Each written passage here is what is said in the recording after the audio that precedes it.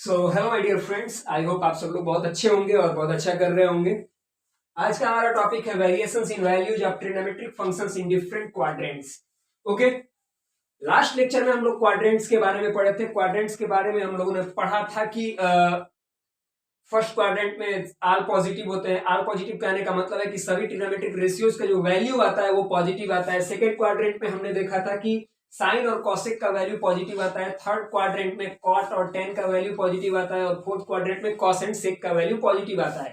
ठीक है, लेकिन ऐसा होता क्या है, इसके क्यों है, इसके बारे में हम डिस्कस करेंगे। ठीक है, आखिर क्यों ऐसा होता है कि किसी ट्रिग्नोमेट्रिक वैल्यू का जो रेशियो का वैल्यू है, किसी ट्रिग्नोमेट्रिक रेशियो का वैल्यू किसी क्वाड्रेंट में पॉजिटिव है, किसी क्वाड्रेंट में निगेटिव है, ऐसा क्यों हो रहा है। ठीक है, तो उसको प्रूफ करने के लिए हम क्या करेंगे, हम सपोज करेंगे कि हमारे पास दो कोऑर्डिनेट एक्सिस है। एक है हमारे पास एक्स प्राइम ओ एक्स और दूसरा है हमारे पास वाई प्राइम ओ वाई। ठीक है, सपोज कर लेंगे कि हमारे पास दो कोऑर्डिनेट एक्सिस है। एक है एक्स प्राइम ओ एक्स, दूसरा है वाई प्राइम ओ वाई। उसके बाद क्या करेंगे कि इन एक्सेस के ऊपर एक सर्कल ड्रा करेंगे और वह सर्कल ऐसा होना चाहिए जिसका सेंटर 0 हो और रेडियस यूनिटी हो। यूनिटी कहने का मतलब है कि 1 हो। ठीक है, उसके बाद हम सपोज क्या करेंगे, सपोज यह करेंगे कि जब हमने सर्कल इस कोऑर्डिनेट एक्सेस के ऊपर बनाया तो उस सर्कल ने इस कोऑर्डिनेट एक्सेस को 4 अलग अलग जगहों पे कट किया।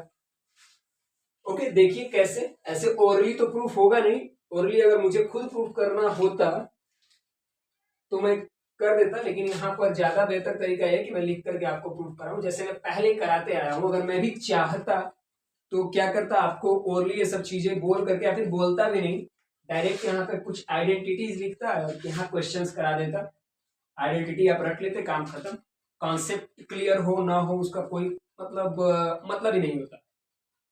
जब तक क्वेश्चन क्यों फंसता है, क्वेश्चन तो सभी लोग लगाते हैं और सबको लगभग फॉर्मूले भी पता होते हैं, लेकिन फिर भी वो एग्जामिनेशन में क्वेश्चन छोड़ के आते हैं। वजह ये होता है कि उनका कॉन्सेप्ट क्लियर नहीं होता।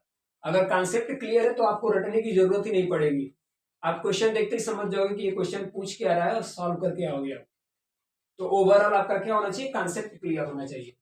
देखिए, हमने क्या सपोज किया कि एक्स प्राइम ओ एक्स और वाई प्राइम ओ वाई क्या है, कोऑर्डिनेट एक्सिस है।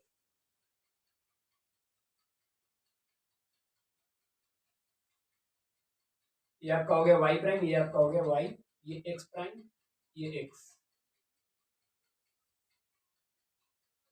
यहाँ ओ हो गया। एक सर्कल हमने ड्रा करना है और इस सर्कल का सेंटर क्या होना चाहिए, ओ। ठीक है, सेंटर हो गया ओ और रेडियस क्या होना चाहिए, यूनिटी। यानी यहां से यहां तक का वैल्यू क्या होना चाहिए, 1 होना चाहिए। ये भी एक रेडियस है, ये भी एक रेडियस है, ये भी एक रेडियस है, ये भी एक रेडियस है। फिर हमने क्या सपोज करा था कि यह जो सर्कल ड्रा हुआ, इसने कोऑर्डिनेट एक्सिस को 4 अलग अलग पॉइंट पे कट किया। तो मान लो कि वो 4 अलग अलग पॉइंट है, A B C and D. Okay, अब जरा ध्यान से देखिए, जहां जहां पॉइंट कट किया है सर्कल कोऑर्डिनेट एक्सिस को, जिस पॉइंट्स पे, उनका कोऑर्डिनेट्स क्या क्या है। तो हमने तो अभी पढ़ा कि ये जो सर्कल है ना, इसका रेडियस क्या है, यूनिटी है, यानी ये 1 होगा। यहां से यहां तक का डिस्टेंस ओए का, ओए क्या है, अब रेडियस हो गया सर्कल का, तो इसका डिस्टेंस क्या होगा, 1 होगा। वैसे ही यहां पर इसका डिस्टेंस क्या होगा, 1। अब ओसी का डिस्टेंस क्या आएगा, हमने पढ़ा है इंटीजर्स में भी, जब नंबर लाइन ड्रा करते थे तो वहां पढ़ते थे कि जब सेंटर से या फिर 0 पॉइंट, इनिशियल पॉइंट से जब हम लेफ्ट साइड बढ़ते हैं तो निगेटिव की तरफ जाते हैं। तो यहाँ पे क्या होगा, वैल्यू तो 1 ही होगा लेकिन निगेटिव में होगा। सेम हियर, ये भी -1 वैल्यू होगा। तो ए का कोऑर्डिनेट आपका हो गया एक्स का वैल्यू 1, वाई का वैल्यू 0। यहाँ बी का कोऑर्डिनेट हो गया, वाई का वैल्यू क्या है, 1 है और एक्स का वैल्यू क्या है, 0 है। वैसे ही यहाँ सी का क्या हो गया कोऑर्डिनेट, एक्स का वैल्यू -1, वाई का वैल्यू 0। डी का कोऑर्डिनेट क्या हो गया, डी का कोऑर्डिनेट वाई का वैल्यू क्या है, -1 है, एक्स का वैल्यू क्या है, 0 है। ओके, अब हम क्या करने वाले हैं, मान लीजिए कि इस सर्कल के ऊपर कहीं एक पॉइंट पी है जिसके कोऑर्डिनेट्स है एक्स एंड वाई। और अब हम इस पी पॉइंट को ओरिजिन से मिला देते हैं, ठीक है। तो जब हम इसको ओरिजिन से मिलाएंगे तो ये जो हमारा इनिशियल साइड था ना, या फिर ओए जो हमारा रेडियस है, इससे एक एंगल थीटा सबटेंड करेगा ये, ठीक है। यानी कि angle P O A is equal to क्या हो जाएगा, थीटा हो जाएगा। एंगल के विषय में हमने क्या पढ़ा था, एंगल के विषय में हमने पढ़ा था कि अगर किसी एक पॉइंट से दो रेज निकलते हैं, ठीक है,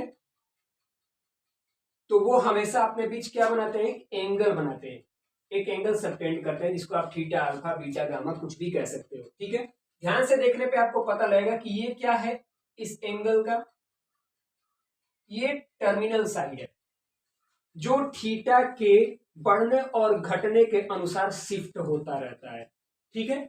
और ये अब इसका हो गया इनिशियल साइड। जो लाइन हम पहले खींचते हैं किसी पॉइंट से या फिर ओरिजिन पॉइंट से, वो हमारा इनिशियल साइड होता है, और उसके करस्पॉन्ड में जो लाइन हम खींचेंगे सेम ओरिजिन पॉइंट से, वो हमारा टर्मिनल साइड होता है। तो ओपी यहाँ किस साइड की तरह काम कर रहा है, टर्मिनल साइड की तरह काम कर रहा है, और ओए यहाँ पे क्या काम कर रहा है कि ये आपका इनिशियल साइड है। अब एक चीज माइंड में आप ऐसे प्रैक्टिकली सोचो कि ओए स्टेबल है और जो ओपी है वो घूम रहा है कुछ इस प्रकार, एंटी क्लॉकवाइज कभी क्लॉकवाइज। जब थीटा कम हो रहा है तो वो क्लॉकवाइज घूम रहा है, जब थीटा बढ़ रहा है तो वो एंटी क्लॉकवाइज घूम रहा है, ठीक है। ये मैंने पहले भी ये चीजें बता दी थी, यहां भी बता दे रहा हूं, ठीक है। अब जैसा कि हमें पता है कि ये क्या है, वर्टिकली है, वर्टिकल है, वर्टिकली अपवर्ड है, तो ये आप सपोज कर सकते हो कि एक्स क्या है आपका कॉस थीटा है, और वाई क्या है, वाई चूंकि वर्टिकली अपवर्ड है तो इसको आप सपोज कर सकते हो साइन थीटा। ये एक्स क्या है, हॉरिजॉन्टल है, तो ये एक्स हो गया हॉरिजॉन्टल कंपोनेंट कॉस थीटा, और वाई हो गया वर्टिकल कंपोनेंट साइन थीटा, ठीक है। अब जरा ध्यान से देखो, ये 1 और 0 भी तो एक्स और वाई ही है, ये 0 और 1 भी क्या है, एक्स और वाई ही है, और ये -1 और 0 भी क्या है, एक्स वाई ही है, और 0 - 1 भी एक्स वाई ही है। यानी कहीं ना कहीं ये कॉस थीटा और साइन थीटा के ही तो वैल्यू है। और अगर हम अलग अलग क्वाड्रेंट्स में देखें, जैसे फॉर एग्जांपल मान लीजिए हम 0 से 90 डिग्री की तरफ जब बढ़ रहे हैं, तो हमें क्या नजर आ रहा है, एक्स का वैल्यू क्या है, 1 है, 1 से किधर शिफ्ट हो रहा है, 0 की तरफ शिफ्ट हो रहा है। जब हम 0 से 90 डिग्री की तरफ बढ़ रहे हैं तो किधर शिफ्ट हो रहा है, 1 से 0 की तरफ शिफ्ट हो रहा है। यानी कि हम कह सकते हैं कि cos थीटा का जो वैल्यू है वो 0 से 90 डिग्री की तरफ बढ़ते समय क्या होता है, घटता है। और आपको याद होगा जब मैंने ट्रिग्नोमेट्रिक टेबल बनाया था और प्रूफ करके भी दिखाया था कि cos 0 का वैल्यू क्या होता है, 1 होता है, cos 90 का वैल्यू क्या होता है, 0 होता है। यानी 0 से 90 डिग्री की तरफ चलते समय क्या हो रहा है, cos का वैल्यू डिक्रीज हो रहा है। यहां भी देखिए सेम चीज हो रहा है ना, कॉस थीटा ये आपका हॉरिजॉन्टल कंपोनेंट है, एक्स एक्स का वैल्यू यहाँ 1 था, जैसे ही आप 90 डिग्री पहुंचे क्या हो गया, 0 हो गया। यानी कि 1 से 0 की तरफ वो चल रहा है, ठीक है। यानी थीटा के इंक्रीज होने से आपका जो वैल्यू है एक्स का वो डिक्रीज हो रहा है, ठीक है। यानी कॉस थीटा डिक्रीज हो रहा है। लेकिन ठीक इसके उल्टा अगर हम y की बात करें तो y क्या है, 0 है। ये x के बारे में हमने बात करा था, y क्या है, 0 है। जैसे ही थीटा इंक्रीज हो रहा है y भी क्या हो रहा है, इंक्रीज हो रहा है। यानी y की वैल्यू किधर शिफ्ट हो रही है, 0 से 1 की तरफ शिफ्ट हो रही है। y की वैल्यू किधर शिफ्ट हो रही है, 0 से 1 की तरफ शिफ्ट हो रही है। आपको याद होगा साइन 0 का वैल्यू 0 होता है, साइन 90 का वैल्यू 1 होता है। यहाँ एक एक चीज मैं आपका क्लियर करते हुए जा रहा हूं, ठीक है। y का वैल्यू क्या है, 0 से 1 की तरफ शिफ्ट कर रहा है, यानी इंक्रीज कर रहा है थीटा के इंक्रीज करने से। अब आगे देखिए, जब हम 90 से, ये तो फर्स्ट क्वाड्रेंट की बात होगी, 0 से 90 की तरफ चल रहे हो। सेकंड क्वाड्रेंट में जब हम 90 से 180 की तरफ बढ़ रहे थे तो यहां हमें क्या दिखा भाई, चलो यहां देखो x 0 है, यहां आ गया -1, और इसका और ज्यादा लंका लग गया, ये और ज्यादा कम हो गया जैसे ही हम 90 से 180 की तरफ गए। यानी थीटा के यहाँ एक बार फिर से परिवर्तन होने से 90 से 180 डिग्री की तरफ बढ़ने से एक बार फिर से जो हमारा x है वो डिक्रीज हुआ, और इस बार 0 से -1 की तरफ शिफ्ट हो गया। यानी कि हम ओवरऑल इसको विजुअलाइज करने के बाद हमें यह एविडेंस मिलता है कि जो x का वैल्यू है ये या तो -1 है या तो -1 से बड़ा है या फिर 1 है या फिर 1 से छोटा है। यानी हम कह सकते हैं कि जो cos थीटा है उसका वैल्यू या तो -1 अकॉर्डिंग टू दिस फिगर, या तो -1 से बड़ा है या फिर -1 है, या फिर 1 से छोटा है या फिर 1 है। ऐसा ही सेम केस हमको देखने को मिलेगा y में भी, ठीक है। यानी साइन थीटा का भी कुछ ऐसे ही वैल्यू जो है वो आएगा, ठीक है। तो यहां पर हमने क्या फील किया कि अलग अलग क्वाड्रेंट में x और y का वैल्यू क्या आ रहा था, डिफरेंट आ रहा था, एक सा नहीं रह रहा था। इसलिए हम कह सकते हैं कि जो ट्रिग्नोमेट्रिक फंक्शंस होते हैं उनके डिफरेंट क्वाड्रेंट्स में डिफरेंट वैल्यू जाते हैं, ना कि एक समान वैल्यू जाते हैं। That's why the topic of this you can say that the word variation is used for this topic. That's why we call it variation in values of trigonometric functions in different quadrants. Next हम कुछ identities proof करने वाले हैं, जिसके लिए मैंने आपको ये सब चीजें थोड़ा एक बार और क्लियर करा दिया। ओके, तो अब हम प्रूफ करेंगे कुछ trigonometric identities. So hello my dear friends, यहाँ पर हम चर्चा करने वाले हैं trigonometric ratios of sum and difference of two angles के बारे में। यहाँ हम बात करेंगे कोसाइन के बारे में सबसे पहले। यानी कोसाइन का मतलब कहने का ये है कि अगर कॉस थीटा है और थीटा के हमारे पास दो एंगल्स हैं, एक है ए एक है बी, तो यहाँ पर हम कॉस ए माइनस बी के बारे में बात करेंगे। कॉस ए माइनस बी मतलब कोसाइन के दो एंगल्स के डिफरेंस के बारे में बात कर रहे हैं। और दूसरा हम चर्चा करेंगे कोसाइन के दो एंगल्स के सम के विषय में, यानी कॉस ए प्लस बी के विषय में हम चर्चा करने वाले हैं। इससे पहले जो मैंने आपको टॉपिक बताया था, जस्ट अभी बताया था इसी वीडियो में, 5 मिनट पहले या 2 मिनट पहले कह लीजिए, वहां मैंने बताया था आपको variations of trigonometric functions in different quadrants. हमने देखा था वहां पर कि अलग अलग क्वाड्रेंट में ट्रिग्नोमेट्रिक फंक्शंस के वैल्यू अलग अलग आ रहे हैं, यानी वेरी कर रहे हैं। वहां हमने ड्रा किया था एक पॉइंट पी सर्कल के ऊपर, और उसके बाद हम देखा था कि वो पॉइंट पी क्या था, वो एक टर्मिनल साइड था। यानी कि टर्मिनल साइड जो है वो एक ऐसे सर्कल को कभी भी कट कर सकता है जो सर्कल यूनिट सर्कल हो। यूनिट सर्कल कहने का मतलब क्या होता है कि एक ऐसा सर्कल जिसका सेंटर जो है वो 0 0 हो, यानी वहां पे x का कोऑर्डिनेट भी 0 हो और y का कोऑर्डिनेट भी 0 हो और उसका रेडियस 1 हो, ऐसे सर्कल को हम यूनिट सर्कल कहते हैं, ठीक है। तो उस सर्कल को कहीं भी वो पॉइंट P कट कर सकता है और सेंटर से उसकी दूरी जो होगी वो टर्मिनल साइड कहलाएगी, ठीक है। अगर हम उसको ज्वाइन कर दें, वही तो काम हमने पीछे किया था, ओपी ज्वाइन किया था, ओपी हमारा टर्मिनल साइड हो गया था, और जो सेंटर से जुड़ा पहला लाइन हमने ड्रा करा था, चाहे ओ ए या फिर जो भी हो, मुझे याद नहीं आ रहा है, वो हमारा हो जाता है इनिशियल साइड। कुछ ऐसे हमने ड्रा करा था, ये हमारा बाद में हमने ड्रा किया था। इसको हमने लिया था कि इसका एक्स कोऑर्डिनेट हो गया कॉस थीटा और वाई कोऑर्डिनेट हो गया साइन थीटा। ऐसा हमने क्यों कहा था, क्योंकि एंगल ये क्या सबटेंड कर रहा था, थीटा सबटेंड कर रहा था। अगर ये एंगल ए सबटेंड करता तो हम इसको कहते कि एक्स जो है वो कॉस ए है और वाई जो है वो साइन ए है, ठीक है। तो कुछ ऐसा ही यहाँ भी हम लोग करने वाले हैं। यहाँ भी हम लोग एज्यूम करने वाले हैं, सपोज करने वाले हैं कि हमारे पास दो कोऑर्डिनेट एक्सेस है, X prime O X and Y prime O Y, ठीक है।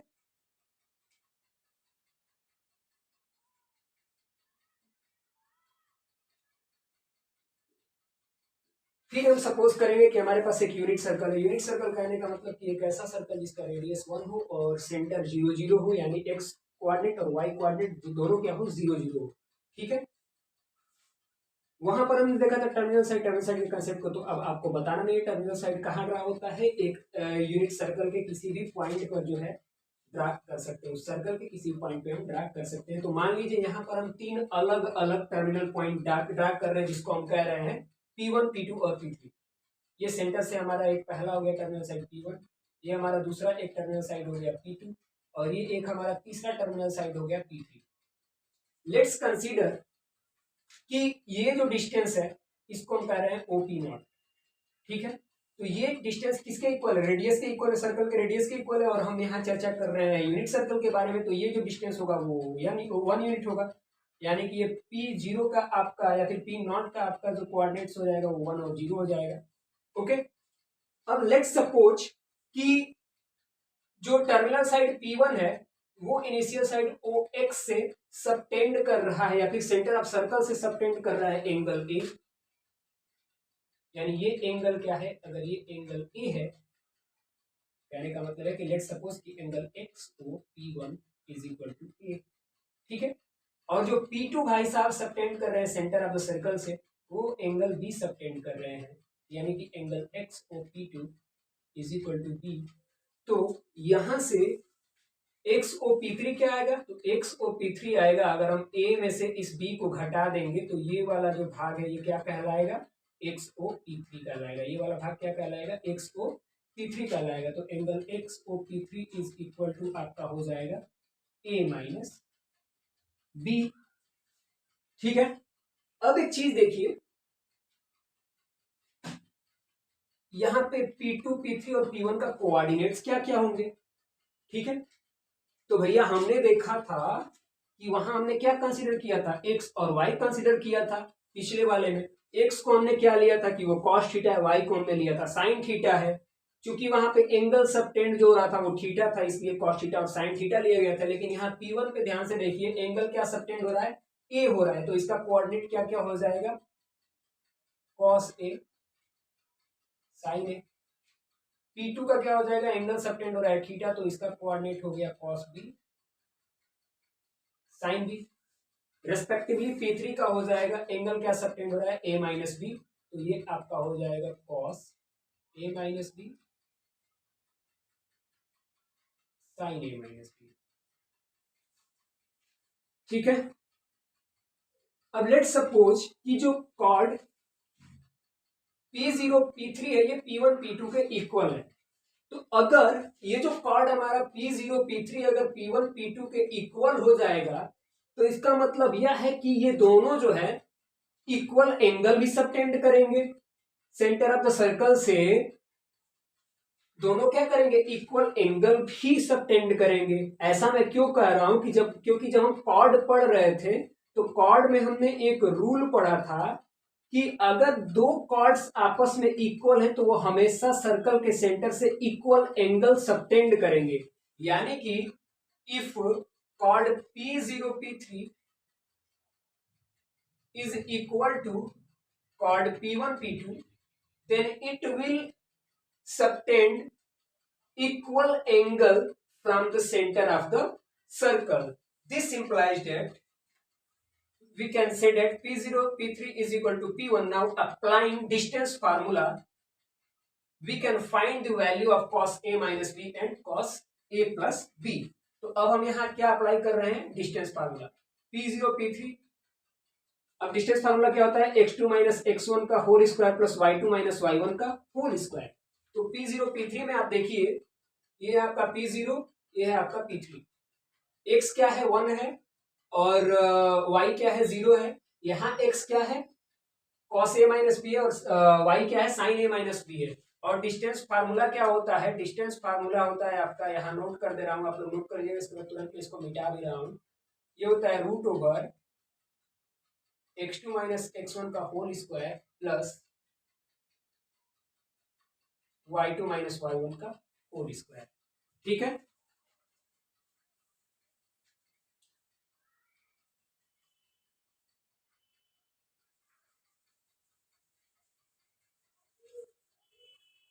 तो P0 P3 में देखिए, P0 P3 में क्या दिख रहा है, x2 क्या है, cos a minus B, cos a minus B minus 1 का whole square plus y2 minus y1। y2 is here sin a minus B and y1 is 0, तो ये आपका हो जाएगा sin a माइनस बी का होल स्क्वायर, ठीक है, is equal to P1 P2। हमने दो कॉर्ड्स को इक्वल लिया था, पहला कॉर्ड था P0 P3 और दूसरा कॉर्ड था हमारा P1 P2, ठीक है। तो यहाँ पे इनका कोऑर्डिनेट्स हमें क्या मिलने वाले हैं, देखिए ध्यान से जरा, फॉर्मूला सेम अप्लाई होगा इसके लिए भी, x2 माइनस x1 का होल स्क्वायर अंडर रूट में होगा आपका सारा चीज प्लस y2 माइनस y1 का होल स्क्वायर। तो देखिए यहाँ पे x2 आपका क्या है P1 P2 में, x2 है आपका cos B,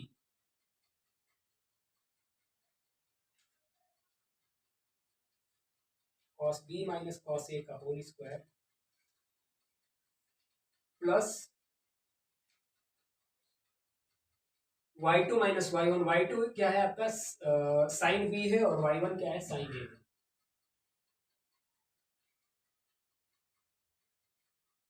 अब इसको सॉल्व कर दीजिए तो ये आपका क्या आ जाएगा cos A minus B minus 1 का होल स्क्वायर, इसको आप लिख सकते हैं cos square A minus B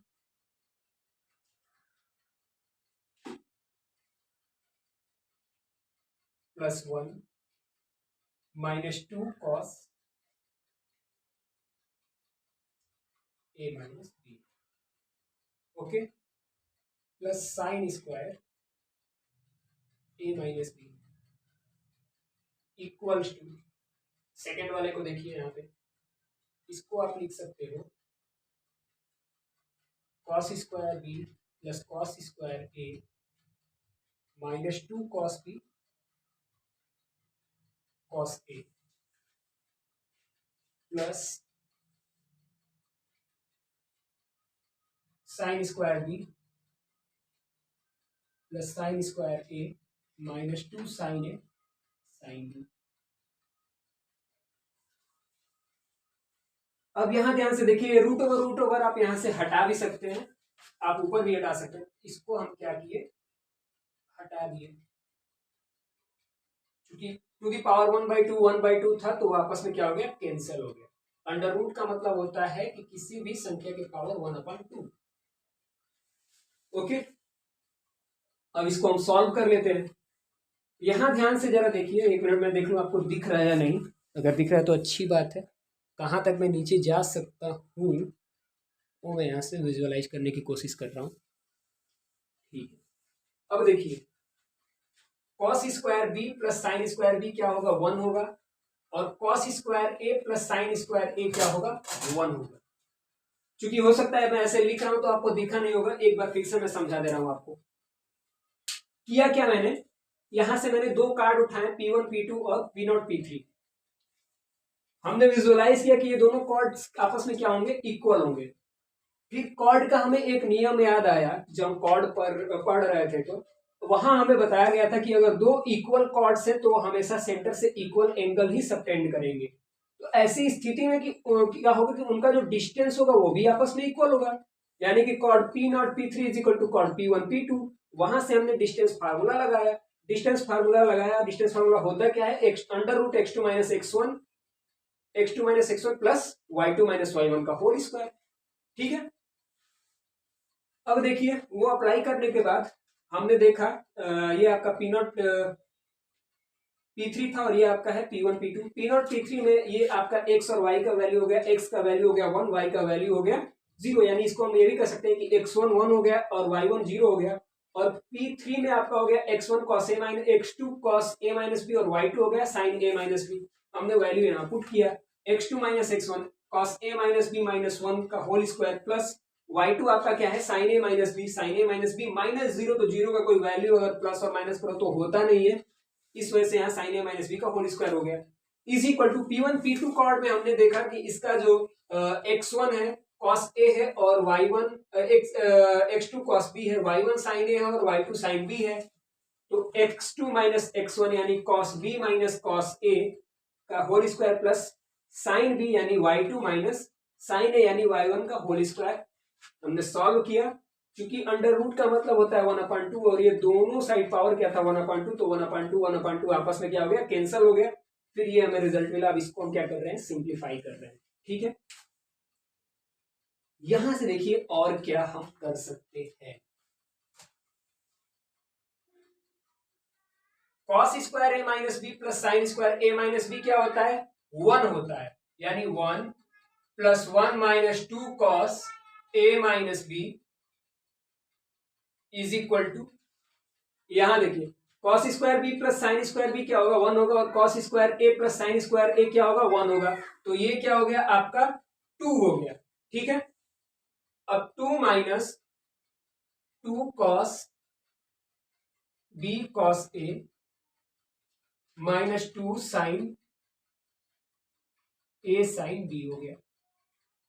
ठीक है, 1 प्लस 1 क्या होगा, 2 होगा, यानी 2 minus 2 cos a minus b equals to 2 minus 2 cos b cos a minus 2 sine a sine b। अब यहां से कुछ कॉमन लेने वाला कुछ चीज दिख रहा है। यहां देखिए, ये +2 है, ये +2 है। अगर हम लेफ्ट हैंड साइड से राइट हैंड साइड में इसको ट्रांसपोज करें तो ये आपस में कट के क्या हो जाएगा, 0 हो जाएगा, यानी हम इनको सब्ट्रैक्ट करके आपस में 0 कर सकते हैं। तो ये 0 हो गया। ओके, अब यहां देखिए -2 दिख रहा है और इधर भी आपको हर जगह -2 कॉमन दिख रहा है दोनों में, दोनों टर्म्स में। तो यहां से अगर हम -2 कॉमन ले लें तो ये आपका आ जाएगा cos a minus B is equal to -2, यहां से कॉमन उठाइए तो ये आपका हो जाएगा cos b cos a। अब चूंकि माइनस हमने कॉमन लिया है तो ये आपका आ जाएगा sign plus sine A sine B. 1 minute, चलिए ठीक है, अभी भी विजिबल है। एक लाइन और मैं नीचे लिख सकता हूँ, उससे अधिक की जरूरत ही नहीं पड़ेगी। ये -2 से -2 कैंसिल हो गया। अब आपका cos a minus B is equal to क्या आ गया, cos a cos b plus sine a sine b। यानी कि जो फार्मूला होता है cos a माइनस बी वो क्या होता है, cos a cos b plus sine a sine b। ये आपका हो गया प्रूफ। ठीक है, और लोग क्या करते हैं, डायरेक्ट वो फार्मूला लिखवाते और उस पर क्वेश्चन सॉल्व कराना स्टार्ट कर देते। वो फार्मूला कहां से आया इससे उनको कोई मतलब नहीं है। ठीक है, सो नेक्स्ट फार्मूले की तरफ हम बढ़ेंगे। आपका ये तो प्रूफ हो गया, cos a minus B is equal to cos a cos b plus sine a sine b। Next है हमारा cos a प्लस b।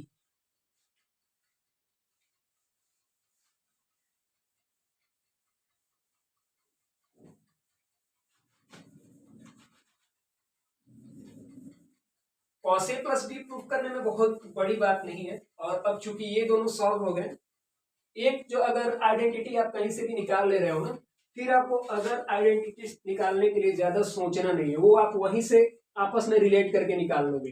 ठीक है, अब cos a माइनस बी तो आ गया, cos a प्लस बी हमें देखना है क्या होगा। ठीक है, अब ध्यान से देखो, cos a प्लस बी को आप cos a माइनस माइनस भी लिख सकते हो, कोई दिक्कत इसमें। आप जब इसको ब्रैकेट से निकालोगे तो माइनस इंटू माइनस प्लस हो जाएगा, ये cos a प्लस बी के ही बराबर है। आप ऐसे लिख सकते हो। और हमें पता है cos a minus B cos a minus B का फॉर्मूला क्या होता है, cos a cos b plus sine a sine b। लिख दो यहाँ पे cos a cos b plus sine a sine b। अब एक चीज देख रहे हैं, यहाँ बड़ा बेहतरीन चीज एक आने वाला है। ये cos माइनस बी का फॉर्मूला क्या होगा और साइन माइनस बी का फॉर्मूला क्या होगा। लेट अस सपोज कि हमारे पास ये क्वाड्रेंट है, ये फर्स्ट क्वाड्रेंट है, ये सेकंड क्वाड्रेंट है, ये थर्ड क्वाड्रेंट है और ये फोर्थ क्वाड्रेंट है। एक चीज आप हमेशा माइंड में रखिएगा कि अगर वो बात करे cos माइनस थीटा की तो वो फोर्थ क्वाड्रेंट की बात कर रहा है। अगर वो बात करे साइन माइनस थीटा की, टेन माइनस थीटा की, कॉट माइनस थीटा की, सेक माइनस थीटा की या कॉसेक माइनस थीटा की, तो हमेशा इन केसेस में वो फोर्थ क्वाड्रेंट की ही बात करेगा। और फोर्थ क्वाड्रेंट में कॉस और सेक को छोड़ करके बाकी सभी वैल्यूज क्या होते हैं, निगेटिव होते हैं। यानी कॉस माइनस थीटा क्या होगा, cos theta. Sine minus theta क्या आएगा आपका, माइनस साइन थीटा आएगा। Tan minus theta minus tan theta आएगा। Cot minus theta minus cot theta आएगा। सेक माइनस थीटा का वैल्यू माइनस सेक थीटा आएगा। और कॉसेक माइनस थीटा का value, sorry, sec minus theta का वैल्यू प्लस सेक थीटा आएगा। क्यों, क्योंकि फोर्थ क्वाड्रेंट में कॉस और सेक पॉजिटिव होता है। कॉसेक माइनस थीटा आपका आएगा माइनस कॉसेक थीटा। ठीक है, तो यहाँ कॉस माइनस बी को आप क्या लिखोगे, cos B is equal to cos A cos B अब चूंकि साइन माइनस बी क्या हो गया, माइनस साइन बी, तो माइनस अब इधर लेके आओ भैया, तो ये हो गया minus sine A sine B. यानी कि कॉस ए प्लस बी का फॉर्मूला क्या आएगा, cos A cos B minus sine A sine B. तो कोसाइन के तो बारे में हम लोग ने बात कर लिया, अब हम बात करने वाले हैं साइन के विषय में। ठीक है, ये चीज माइंड में रखिएगा। आई होप आपको trigonometric ratios of sum and difference of two angles में कोसाइन वाले दोनों केस समझ में आया होगा। ठीक है, नहीं आया होगा तो आप बताइएगा, मैं पर्सनली भी बता दूंगा आपको। और वीडियो जो है अगर आप लोग ध्यान से देखें तो चीजें आपकी क्लियर हो जाएंगी। ओके, इसमें तनिक मात्र की भी संदेह नहीं है। अब चूंकि ये फॉर्मूला कई और तरीके से भी प्रूफ हो सकता था, ठीक है, लेकिन मैंने आपको सबसे इजी मेथड से प्रूफ कराया है। आयोटा से भी ये प्रूफ हो जाएगा, क्योंकि कॉम्पिटिटिव यहाँ बच्चे अगर मेरे वीडियोस देखेंगे एसएससी सीजीएल और सीएचएस तो उनको टफ ना लगे, इस वजह से मैंने इजीएस्ट वे में बताने का कोशिश किया है। बाकी जो आईआईटी के लिए बैच हम लोग लेकर के आएंगे उसमें मैं एक एक चीजों को तोड़ मरोड़ करके काफी अच्छे तरीके से डिराइव करके बताऊंगा। यहाँ मैंने बहुत अच्छे तरीके से बताया है, लेकिन वो थोड़ा और एडवांस्ड लेवल होगा। ओके, सो अब हम बात करने वाले हैं sine of the difference and sum of two angles. बात कर रहे थे कोसाइन के बारे में, यानी हमारे पास कॉस थीटा था ट्रिग्नोमेट्रिक फंक्शन के रूप में या फिर ट्रिग्नोमेट्रिक रेशियो के रूप में, और उसके एंगल्स के दो एंगल्स के सम और डिफरेंस के बारे में हम चर्चा कर रहे थे। अब हम साइन थीटा है हमारे पास, थीटा के जगह पे मान लो हमारे पास एक एंगल है ए और दूसरा बी है, उसके सम और डिफरेंस के विषय में हम चर्चा करेंगे। 1 मिनट, थोड़ा मैं, यस वीडियो सही आ रहा है, थोड़ा और जूम हो जाता है और जो चार्ट पेपर है ना वो और अच्छे तरीके से लगा तो थोड़ा ज़्यादा अच्छा लगता है। चलिए ये हम डिस्कस करते हैं। अब हम चर्चा करने वाले हैं साइन ए माइनस बी और साइन ए प्लस बी के बारे में। ठीक है, देखते हैं।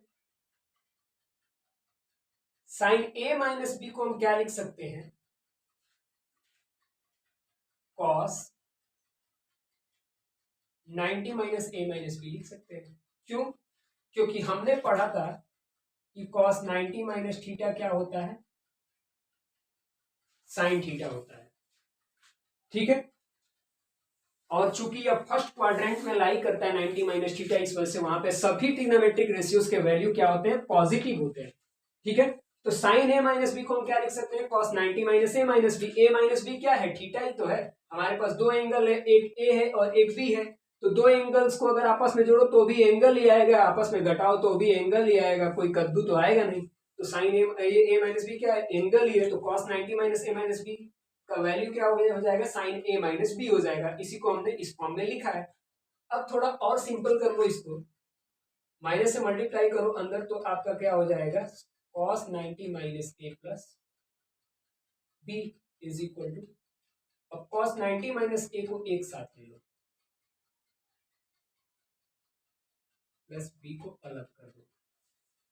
ठीक है, तो अब हमें यहाँ कुछ cos a प्लस बी के फॉर्म में दिख रहा है ना, और cos a प्लस बी का फॉर्मूला क्या आया था,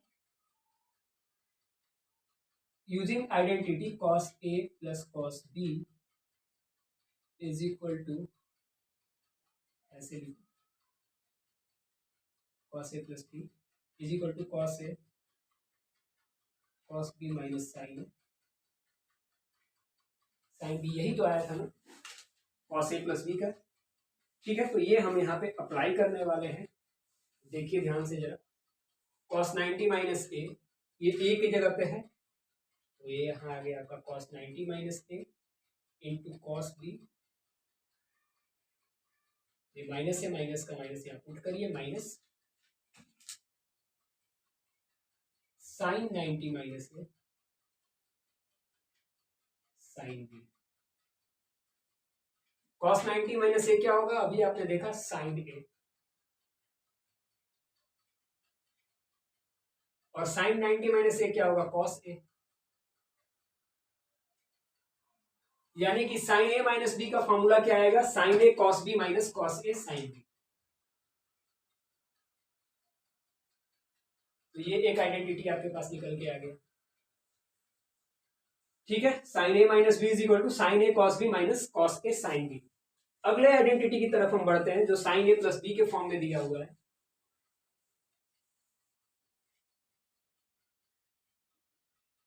इसको आप लोग स्क्रीनशॉट ले लीजिए या फिर नोट कर लीजिए, कोई दिक्कत नहीं है।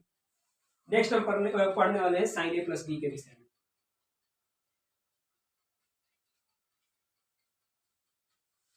Okay,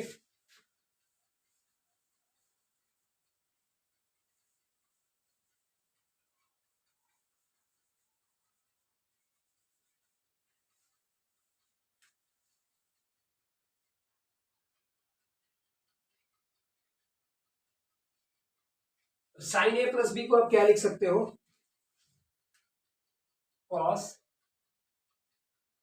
90 minus A plus B लिखा जा सकता है। ए प्लस बी थीटा की जगह पे है तो कॉस 90 माइनस थीटा क्या होता है, साइन थीटा होता है। सेम आप काम करोगे जैसे आप पीछे किए थे, माइनस से सब में मल्टीप्लाई करो तो कॉस 90 माइनस ए माइनस बी आ जाएगा।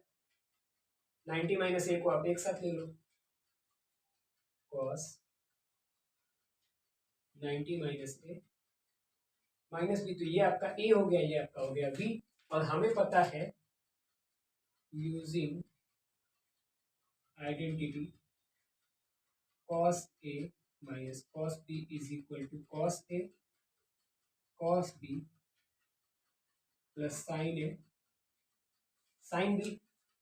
ये फॉर्मूला आप नीचे पुट कर दो, तो